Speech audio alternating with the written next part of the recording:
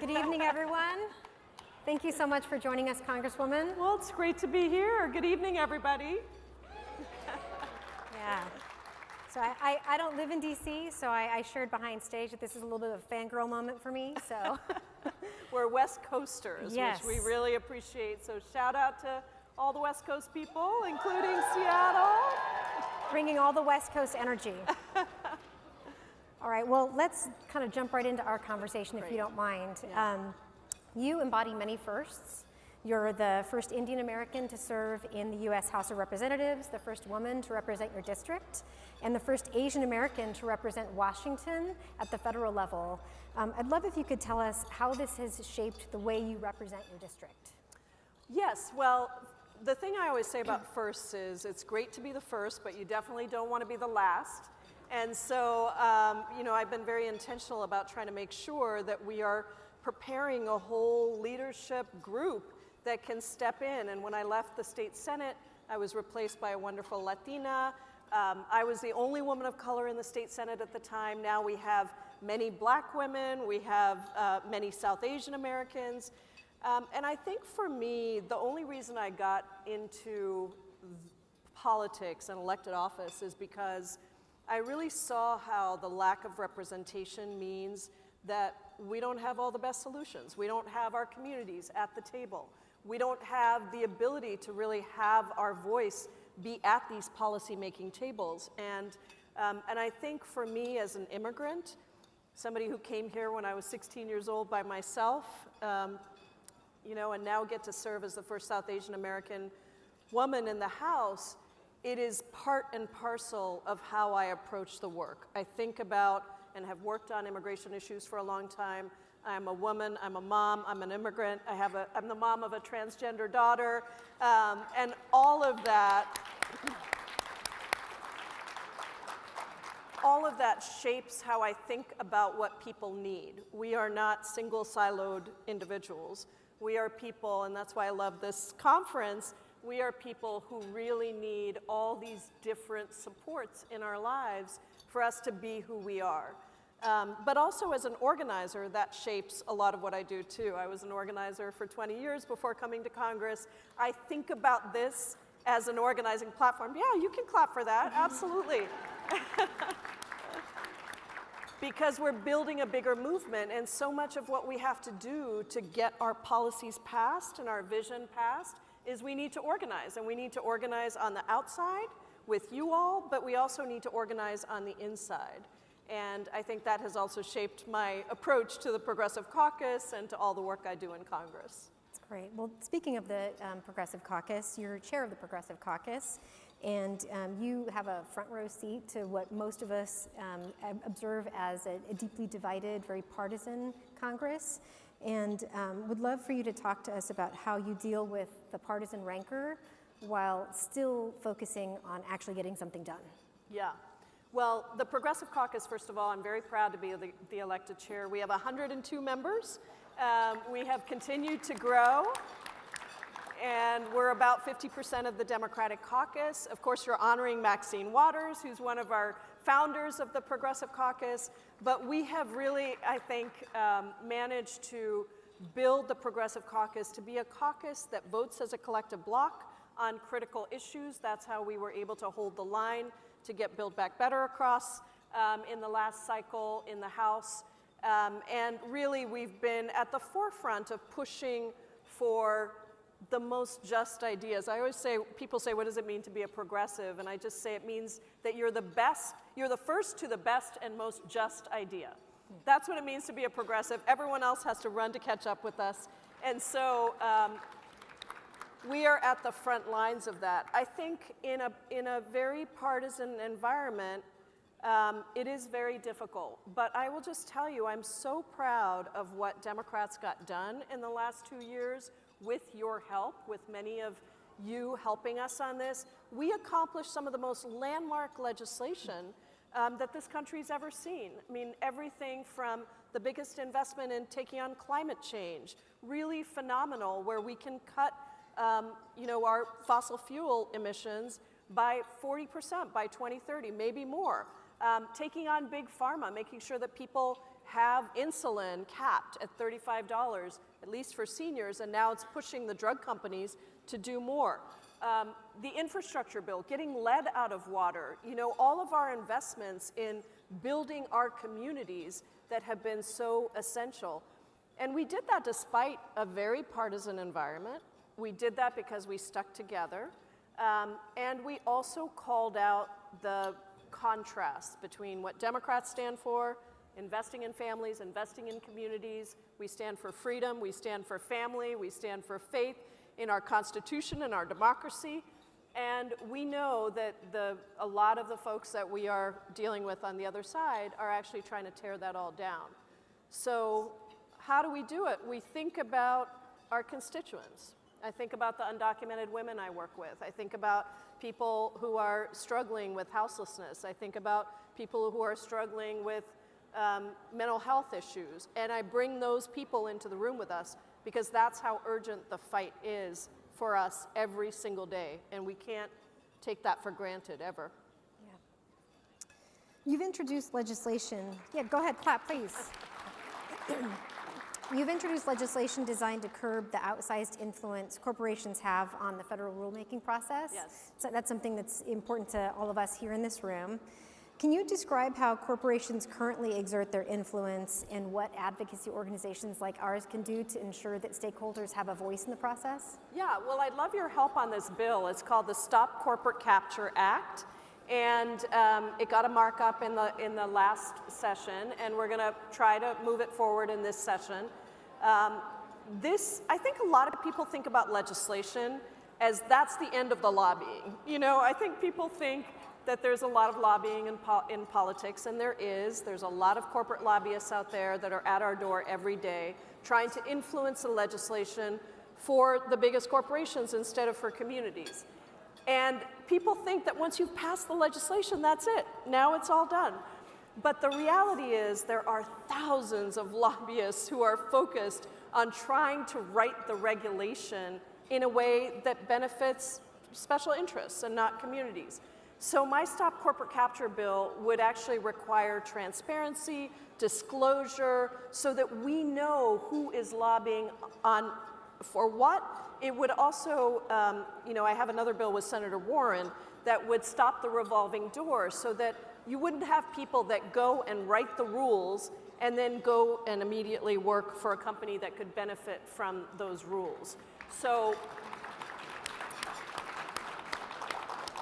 I think the way that you all can be helpful with this is, first of all, just educating people about what happens in this rulemaking process. And that it's an important process to have, but I also think we need to have transparency and disclosure, and we need to prevent these rules from being written for special interests. But also then, any help on my bill and moving it forward, I think would be fantastic. And as Elizabeth Warren always likes to say, I've got a bill for that. We've got bills for these things. We can make government work for the people, which I think everybody in this room is all about. Yeah. So this is the Just Economy Conference, where I often hear comments like access to credit and capital begins with a livable wage job. And when we think about the trans community, many trans people experience additional hurdles to getting a good job and keeping a good job. The Center for American Progress survey found that 53% of transgender people experienced discrimination that affected their ability to get hired, and 47% said it affected their ability to remain employed. Yeah. What can you tell us about any legislative efforts to address this sort of discrimination that leads to or compounds income inequality? Well, I mentioned this earlier. I'm the mom of a trans kid, so this is very, very personal to me, and I'm so proud of my daughter. She is so beautiful and so wonderful, and I firmly believe people should get to be who they are. That benefits all of us. And unfortunately, this is a timely, in a bad way, question because the Republicans are coming after trans kids. They're coming after the trans community. And it is really painful to me. I I sat in an Education and Labor Committee hearing last week. It went for 14 hours. It was on banning trans girls in sports. And it was on a so-called Parents' Bill of Rights, which was also about outing trans kids, among other things, banning books, censorship, and outing trans LGBTQ kids in schools. And I just have to say that our kids want the same thing. It doesn't matter who they are. We all want the same thing for our kids as parents, and our kids all want the same thing. They want to be able to play in sports. They want to have friendships. They want to be able to get good jobs. They want to be treated with respect and dignity for who they are. And so we're not at that place yet because somehow some folks on the other side have decided that they are going to make the trans community a political football. And I'm going to ask all of you to stand up for the trans communities in your states, in your cities, because they are under attack. I have a trans Bill of Rights that I have introduced, and it gets at this very question. It says, let's have all the same protections that everybody else would want in hiring, in education, in housing, in all of these areas, and recognize that our trans community is us. And on the committee, at the committee hearing, I actually just had to say to my colleagues, this is my daughter you're talking about. And it could be your daughter. I fight for a lot of folks that I think don't have their seat at the table. And this is one of those moments where I think we're going to be tested, and the trans community in our country needs to know that we see you, we will stand by you, and we will fight for you. And thank you for your leadership in that space. Thank you. You've introduced a raft of legislation that prohibits members of Congress and the judiciary from owning individual stocks and securities. Can you talk to us about how the current ethics environment might invite or tacitly condone conflicts of interest? Yeah, well, this is a bill that I introduced. It's a bipartisan bill, I'm very excited to say. And it's a ban on stock trading and, for members of Congress and spouses. And this seems pretty simple, right? Like, you should not be a member of Congress that's trading on stocks when you are actively engaged in regulating many of those companies. You have information that comes to you long before. And I think a lot of people didn't realize how much of a conflict of interest there was. So I've just introduced the bill, just last week actually, with two Republicans, Matt Rosendale from Montana and Ken Buck from Colorado. And I really think that this is a bipartisan bill that could pass because everybody thinks that we should be fair, we should not have conflicts of interest, and at the end of the day, we should not be trying to profit from this job. We should be trying to benefit our constituents and not profit from this job. And I will say, there are a couple of proposals out there on this, but take a look at mine because it actually does not permit blind trusts, which some of the other proposals do, because in doing my research, I've come to see that a blind trust is not really blind. And so I think we have some really sensible ways that your basic diversified investments can be protected, your pension plans, those kinds of things. We're not trying to say you can't have any investments, but we are saying there should not be conflicts of interest. Yeah, thank you. So you are thank you. I agree, absolutely. So you are an immigrant, and your voice and perspective, I think, in that way is unique on immigrant-related issues. And immigrants contribute to the American society in many ways. They're 80% more likely to start a business. Firms that are owned by immigrants provide millions of jobs for U.S. workers and generate billions for the U.S. economy. And yet, anti-immigrant sentiment is seemingly at an all-time high, and actual immigration has plummeted. Yeah. What hope is there for a transition to a more humane and inclusive path to citizenship? Well, this is what I spent 15 years working on. As you know, it's near and dear to my heart. I started the largest immigrant advocacy in Washington State And we had some amazing policies that are pro-immigrant policies, pro-Washington policies, pro-America policies. I think that this is a very tough issue because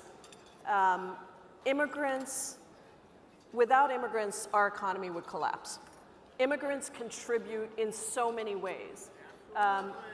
Absolutely. Immigrants run small businesses. Immigrants do the labor that we need.